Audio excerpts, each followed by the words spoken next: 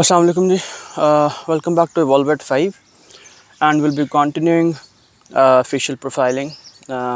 Just for a recap for those who are looking at this for the first time, and you can always go back and see the earlier posts or videos. We have discussed what's the philosophy of facial profiling. We have seen what countenance is and what's the age, what's the significance of age when we consider facial profiling. So now we'll be diving deep into the facial profilings. Basically, it's regarding the face. So we'll be looking at what are the 8 facial types that have a role in interpretation, and I think that will be an important factor, a thing that needs to be considered. So we have 8 facial types. We'll discuss one by one. They are derived from the basic shapes that we use in everyday life, and this is how the things or systems are developed. So the first type, that's the rectangular type, and the rectangular facial type people are basically intelligent, they are active, and they're hard workers. So an important thing over here to understand is that we are not here to label people, or we are not here to just look at their faces and just label them okay, you are intelligent or you are diplomatic or you are a loyal person. No, not that's not the case. First and foremost thing is that we need it for our personal awareness, self-awareness, and then once you get used to it, you get tuned to it, you understand the significance of facial profiling, then you start moving on ahead, and with this you start improving your everyday interactions. That's the power of facial profiling when it comes to the social applications. So a person who has a predominant rectangular facial type, he or she is going to be intelligent, active, and hard working person. Then we have the round facial type. The round facial type people are self-confident, they are mentally sharp, and they are adaptable. So you can see the patient other person's, your candidate's facial type, and you can identify will he adapt to this situation or not. So the round facial type are adaptable, they are self-confident, and they are mentally sharp people. Then is the square facial type. The square facial type people are stable, honest, and generous.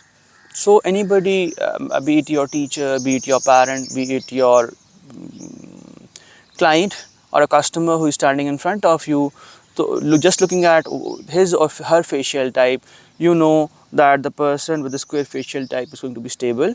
He'll be very confident, he'll be honest, and he will be generous. So these are some things which will help us improve our interactions. So that's the power and that's the significance of facial profiling. Then we have oval facial type people. I'll try to upload a complete video in which you can see what's the content going on and how does it look. Over here it will be a bit difficult to just put all the things over here. So oval facial type people are mostly diplomatic, they are charming, and they are intelligent. So if you have a person who is in front of you and talking about business or about an investment or about anything, trying to convince you, and you see an oval facial type person, so that thing is going to be an alarm that whether he or she is doing it with diplomacy. And if the person with a square facial type, you know that the person is predominantly a generous and an honest person. So if you have two facial types and you are into a phase where you have to make the decision, so my take will be a square facial type person will be much more dependable as compared to an oval facial type person.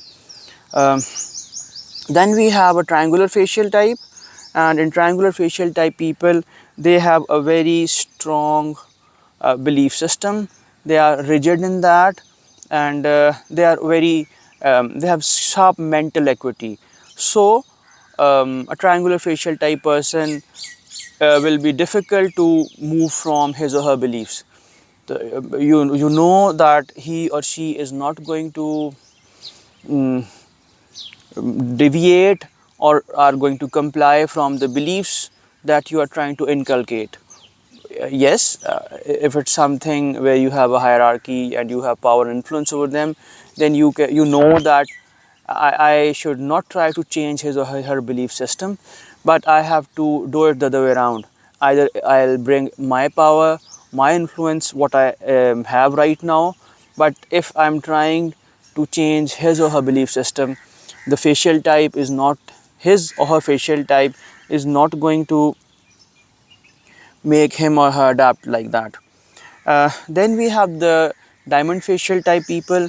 They are very charming, they are not dependable, and they again have a sharp and mental equity. So a diamond facial type person uh, can influence you, can impact you positively, but you need to be understanding or realizing that they might not be dependable in a long term relationship or a long term plan, or things like that. Then we have the seventh type, that is the top trapezoidal. They have a top wide trapezoid, their forehead will be much larger. They are creative, they have inventive potential, and they are performers. So if you need to select, now that's a difficult situation, but if you have an option of selecting your mentor, your coach, your teacher, your supervisor, look for a person who's a top wide trapezoid.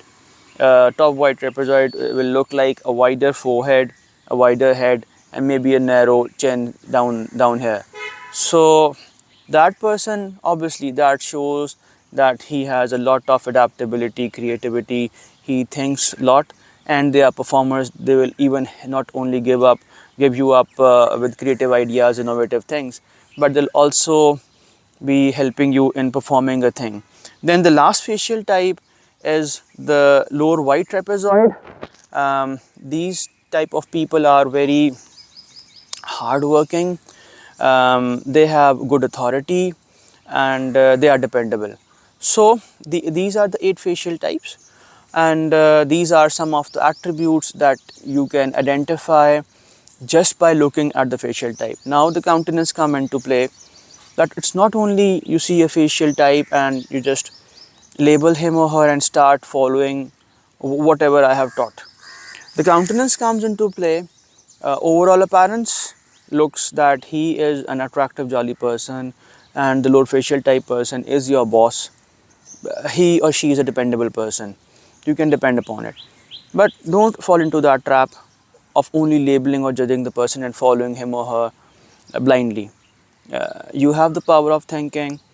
You can use it at your strength, and if you don't use it properly, if you start labeling people and trying to take out people from your life, or start bringing in people only just on facial type, you are not completing the puzzle properly.